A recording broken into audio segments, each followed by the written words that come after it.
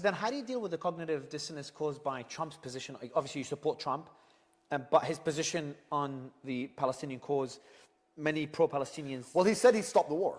Well, exactly. I think he said he'd stop the war, which is important. I mean, the first thing to do before you start discussing reallocation of land is to stop the war. And he has promised to stop the war.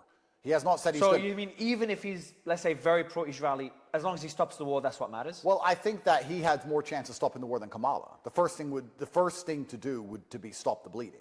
First thing.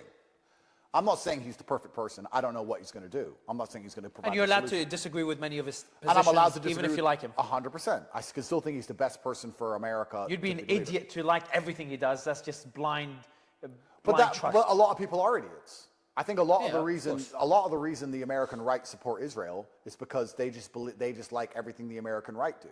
The problem is with conservatives on the right wing is that they're just as stupid as the left. They're just as ideologically aligned as the left. The fact that I will sit here and agree that Gaza should be free and disagree with Israel, but then also agree with Russia and Ukraine is really remarkable, because if you find the Ukraine and Palestinian flags go together. They support the underdog. That's just how it is in their mind, because the liberals support the underdog in all things. They support the weakness because they're weak.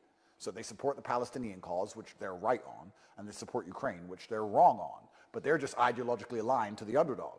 And then you have the right-wing guys, the other people on the other side, who it's Israel, Israel, Israel. What's Israel ever done for you? Oh yeah, but the other guys are terrorists. Says who? The news? The news that you've been saying are fake, because you're the right wing. You've been saying fake news since 2016 when Trump said it, but when they say Israel's good, you believe that part. So you believe the parts of the news you want to believe, but you don't think for yourself. So the right wing are just as bad as the left wing. So you have a whole group of people which are ideologically aligned completely 100% on both sides and don't want to think for themselves. It's very rare you have somebody who actually looks at each individual issue and is prepared to contradict their own team's position for personal, for personal sovereignty, I guess is the key word. But also that comes with problems. There's people inside the Republican Congress, there's people on the right wing who may not like me primarily because of that one stance. Yeah. That's how it goes.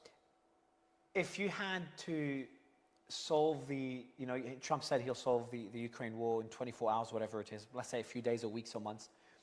If you were in that position, first, who do you blame? Do you blame Putin? Do you blame NATO? Do you blame both? If I had to, there's no black and white in the world. There's varying shades of gray. There's no such thing as a good guy and a bad guy. However, I completely understand Putin's position. Putin is not psycho. He's not crazy. I think he's been very patient for a very long time. I think that we poked the bear 500 times before he bit.